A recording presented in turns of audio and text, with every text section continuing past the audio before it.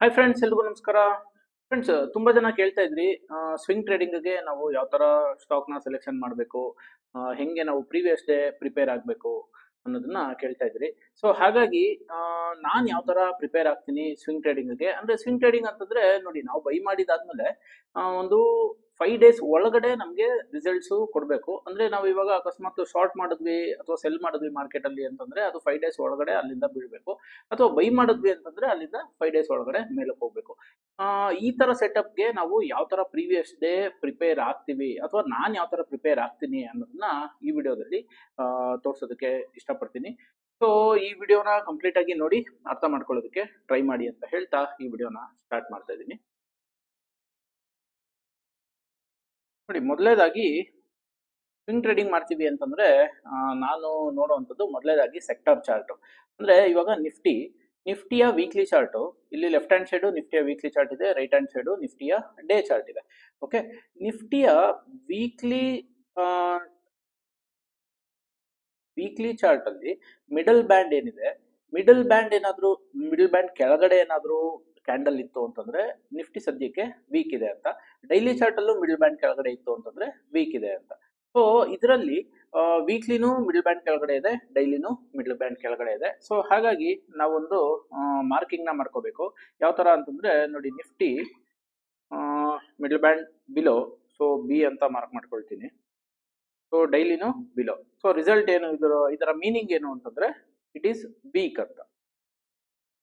Next auto sector, ನಿಫ್ಟಿಯ auto sector ಅಂದ್ರೆ sector wise, sector ಅಲ್ಲಿರುವಂತಹ ಸ್ಟಾಕ್ಸ್ ಅಲ್ಲಿ ನಾವು ಟ್ರೇಡ್ ಮಾಡಬೇಕು.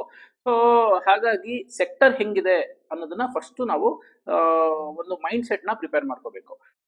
ನಿಫ್ಟಿ ಆಟೋ ಮಿಡಲ್ ಬ್ಯಾಂಡ್ ಮೇಲ್ಗಡೆ ಇದೆ, ಡೈಲಿನಲ್ಲೂ ಮಿಡಲ್ ಬ್ಯಾಂಡ್ ಮೇಲ್ಗಡೆ. ಸೊ ಇವಾಗ ಏನ್ ಗೊತ್ತಾಯ್ತು ನಮ್ಗೆ ಅಂತಂದ್ರೆ, ಆಟೋ ಸೆಕ್ಟರ್ ಸ್ಟ್ರಾಂಗ್ ಇದೆ ಅನ್ನೋದು ಗೊತ್ತಾಯ್ತು. ಸೊ ಹಾಗಾಗಿ ಇಲ್ಲೇನ್ ಮಾಡ್ಕೊಳ್ತೀನಿ ಅಂತಂದ್ರೆ ಎಬೋ ಎ ಅಂತ ಮಾಡ್ಕೊಳ್ತೀನಿ. ಸೊ ಇದು ಮೀನಿಂಗ್ ಏನು ಅಂತಂದ್ರೆ ಸ್ಟ್ರಾಂಗ್ ಅಂತ. ಅದೇ ತರ ಬ್ಯಾಂಕ್, ಈ ನಿಫ್ಟಿಯ ಬ್ಯಾಂಕು ವೀಕ್ಲಿನಲ್ಲಿ ಮಿಡಲ್ ಬ್ಯಾಂಡ್ ಕೆಳಗಡೆ ಇದೆ, ಡೈಲಿನಲ್ಲೂ ಮಿಡಲ್ ಬ್ಯಾಂಡ್ ಕೆಳಗಡೆ ಇದೆ. ಸೊ ನೀವು ಯಾರಿಗಾದ್ರೂ ಕೇಳಿದಾಗ ಬೀಳ್ತಾ ಇದೆ ಅನ್ನೋದಕ್ಕೋಸ್ಕರ ನಾವು ವೀಕ್ ಆಗಿದೆ ಅಂತ ಹೇಳೋದಲ್ಲ.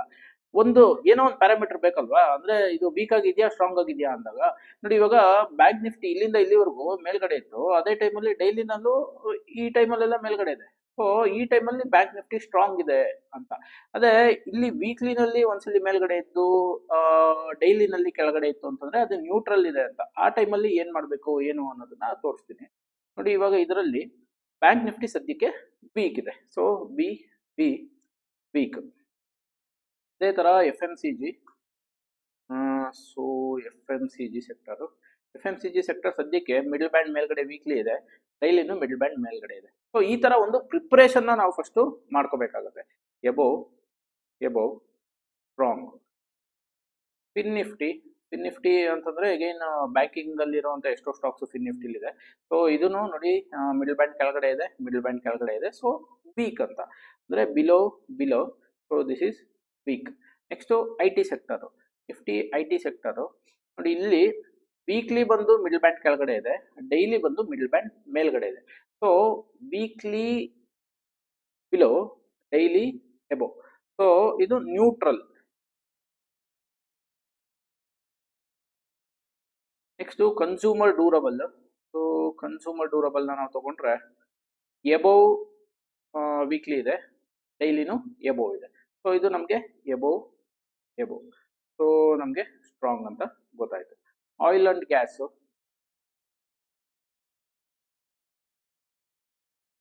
Okay. Oil and gas below ಇದೆ, ಇಲ್ಲೂ ನಮಗೆ ಬಿಲೋ ಇದೆ. ಸೊ ಇಲ್ಲಿ ನಮಗೆ ಬಿ. ಸೊ ಆಲ್ಮೋಸ್ಟ್ ನಮ್ಗೆ ಇವಾಗ ಇಷ್ಟು ಸೆಕ್ಟರ್ಸ್ ನ ನೋಡಿದ್ವಿ. ಇಷ್ಟು ಸೆಕ್ಟರ್ ಅಲ್ಲಿ ನಮ್ಗೆ ಆಲ್ಮೋಸ್ಟ್ ಮೆಟಲ್ ಒಂದು ನೋಡೋಣ. Metal. So metal sector above ಇದೆ, ಇಲ್ಲೂ ಡೈಲಿ ಚಾರ್ಟ್ ಅಲ್ಲೂ ಎಬೋವ್ ಇದೆ. ನೋಡಿ, ಇದು ಕ್ಲೋಸಿಂಗ್ ಕ್ಯಾಂಡಲ್, ಇವತ್ತು ಕ್ಲೋಸ್ ಆದ್ಮೇಲೆ ಕ್ಯಾಂಡಲ್ ಏನು ಎಬೋವ್ ಇದೆಯಾ ಬಿಲೋ ಇದೆಯಾ ಅಂತ, ಅಂದ್ರೆ ಇದು ಪ್ರಿಪರೇಷನ್ ಮಾಡ್ಕೊಳ್ಳೋ ಅಂಥದ್ದು. ಸೊ ಈಗ ನಮಗೆ ಎಬೋವ್ ಇದೆ ಅಂತ ಗೊತ್ತಾಯ್ತು, ಸ್ಟ್ರಾಂಗ್ ಅಂತ ಮಾಡ್ಕೊಂಡ್ವಿ. ಸೊ ಈಗ ನಾವು ನೋಡಿರೋದ್ರಲ್ಲಿ ಕೆಲವೊಂದು ಸೆಕ್ಟರ್ಸ್ ವೀಕ್ ಇದೆ, ಕೆಲವೊಂದು ಸೆಕ್ಟರ್ಸ್ ನ್ಯೂಟ್ರಲ್ ಇದೆ, ಕೆಲವೊಂದು ಸ್ಟ್ರಾಂಗ್ ಇದೆ ಅಂತ ಗೊತ್ತಾಯ್ತು. ಓವರ್ ಆಲ್ ನಿಫ್ಟಿ ವೀಕ್ ಇದೆ, ಯಾಕೆಂತಂದ್ರೆ ವೀಕ್ಲಿ ಚಾರ್ಟಲ್ಲೂ ಬಿಲೋ ಮಿಡಲ್ ಬ್ಯಾಂಡ್ ಇದೆ, ಡೈಲಿ ಚಾರ್ಟಲ್ಲೂ ಮಿಡಲ್ ಬ್ಯಾಂಡ್ ಬಿಲೋ ಇದೆ. ಈಗ ನನಗೆ ಅಕಸ್ಮಾತ್ ನಾನು ಏನಾದರೂ ಬೈ ಮಾಡ್ತೀನಿ ಸ್ಟಾಕ್ಸು ಅಂತಂದ್ರೆ ಆಟೋ ಸೆಕ್ಟರ್ ಇರುವಂತಹ ಸ್ಟಾಕ್ಸ್ನ ನಾನು ಬೈ ಮಾಡೋದು, ಬಿಕಾಸ್ ಇದು ಸ್ಟ್ರಾಂಗ್ ಇದೆ ಸೆಕ್ಟರ್. ಅದೇ ತರ FMCG ಸೆಕ್ಟರ್ ಅಲ್ಲಿರುವಂತಹ ಸ್ಟಾಕ್ಸ್ ನಾನು ಬೈ ಮಾಡ್ಬೋದು, ಬಿಕಾಸ್ ಇದು ಸ್ಟ್ರಾಂಗ್ ಇದೆ. ನೆಕ್ಸ್ಟ್ IT ಸೆಕ್ಟರ್ ನನಗೆ ನ್ಯೂಟ್ರಲ್, ಅಂದ್ರೆ ಒಂದು ಅಪ್ವರ್ಡ್ ಡೈರೆಕ್ಷನ್ ಇದೆ, ಒಂದು ಡೌನ್ವರ್ಡ್ ಡೈರೆಕ್ಷನ್ ಇದೆ. ಸೊ ಇದನ್ನ ನಾನು ಸದ್ಯಕ್ಕೆ ಟಚ್ ಮಾಡಕ್ ಹೋಗಲ್ಲ. ನೆಕ್ಸ್ಟ್ ಕನ್ಸ್ಯೂಮರ್ ಡ್ಯೂರಬಲ್ ಸ್ಟ್ರಾಂಗ್ ಇದೆ, ಬಿಕಾಸ್ ಇದೂ ಎಬೋ ಇದೆ, ಇದು ಎಬೋ ಇದೆ. ಅದೇ ತರ ಆಯಿಲ್ ಅಂಡ್ ಗ್ಯಾಸ್ ಅಂತ ಬಂದ್ರೆ ಆಯಿಲ್ ಅಂಡ್ ಗ್ಯಾಸ್ ಅಲ್ಲಿ ನಮಗೆ ವೀಕ್ ಇದೆ. ಸೊ ಇದರಲ್ಲಿ ಗೊತ್ತಾಗ್ತಾ ಇರೋಂಗೆ ನಮಗೆ ಬ್ಯಾಂಕಿಂಗ್ ಸೆಕ್ಟರ್ ವೀಕ್ ಇದೆ, ಅದೇ ತರ ಫಿನ್ ನಿಫ್ಟಿ ವೀಕ್ ಇದೆ, ಆಯಿಲ್ ಅಂಡ್ ಗ್ಯಾಸು ವೀಕ್ ಇದೆ. ಸೊ ಹಾಗಾಗಿ ಆಯಿಲ್ ಅಂಡ್ ಗ್ಯಾಸ್ ಅಲ್ಲಿ, ಬ್ಯಾಂಕ್ ನಿಫ್ಟಿನಲ್ಲಿ ಪ್ಲಸ್ ಫಿನ್ ನಿಫ್ಟಿನಲ್ಲಿ ಯಾವ್ದಾದ್ರು ಸ್ಟಾಕ್ಸ್ ನಮಗೆ ಸೆಟಪ್ ಬರ್ಬೇಕಂದ್ರೆ ಡೇ ಚಾರ್ಟ್ 1 ಅವರ್ ಚಾರ್ಟ್ ಅಲ್ಲಿ ಅದು ನಮಗೆ ಒಂದು ಕನ್ಸಾಲಿಡೇಷನ್ ಬಂದ್ರೆ ನಾವು ಆ ಸ್ಟಾಕ್ಸ್ ಅಲ್ಲಿ ನಾವು ಸೆಲ್ನ ಮಾಡ್ಬೋದು. ಯಾವ ತರ ಸೆಟಪ್ ಬರಬೇಕು ನೋಡಿ ತೋರಿಸ್ತೀನಿ, ಯಾವ ತರ ಸೆಟಪ್ ಅಂತ. ಯಾವ ಸ್ಟಾಕ್ಸ್ ಅಂತ ನಾವು ಮೆನ್ಷನ್ ಮಾಡಂಗಿಲ್ಲ. ಸೊ ಹಾಗಾಗಿ ನಿಮ್ಗೆ ಸೆಟಪ್ ಯಾವ ತರ ಇರಬೇಕು ಅನ್ನೋದನ್ನ ತೋರಿಸ್ತೀನಿ.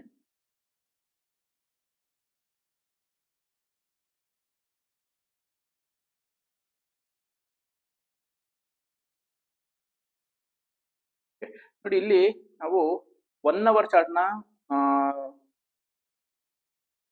ಚಾರ್ಟ್ನ ಯೂಸ್ ಮಾಡಬೇಕು ಸ್ವಿಂಗ್ ಟ್ರೇಡಿಂಗ್ ನ ತಗೊಳ್ಳೋದಕ್ಕೆ. ಇಲ್ಲಿ ಪ್ರೀವಿಯಸ್ ಟ್ರೆಂಡ್ ಏನಿರಬೇಕು, ಇದು ಸೆಲ್ ತಗೊಳ್ತೀವಿ ಅಂತಂದಾಗ ಪ್ರೀವಿಯಸ್ ಟ್ರೆಂಡು ಡೌನ್ ಇರಬೇಕು, ಪ್ಲಸ್ ಇದು ಕನ್ಸಾಲಿಡೇಟ್ ಆಗಿ ಮತ್ತೆ ಪ್ರೀವಿಯಸ್ ಟ್ರೆಂಡ್ ನ ಲೋ ಏನಿರುತ್ತೋ ಇದ್ರ ಕೆಳಗಡೆ ಮತ್ತೆ ನೆಕ್ಸ್ಟ್ ಡೇ, ಅಂದ್ರೆ ಯಾವತ್ತು ನಾವು ಪ್ರಿಪೇರ್ ಆಗ್ತೀವೋ ಅದರ ನೆಕ್ಸ್ಟ್ ಡೇ ಸ್ಟಾಕ್ ಏನಾದರೂ 1 ಅವರ್ ಕ್ಯಾಂಡಲ್ ಕ್ಲೋಸ್ ಕೊಡ್ತು ಅಂತಂದ್ರೆ ನಾವು ಆ ಸ್ಟಾಕ್ ಅಲ್ಲಿ ಸೆಲ್ನ ಮಾಡ್ಬೋದು.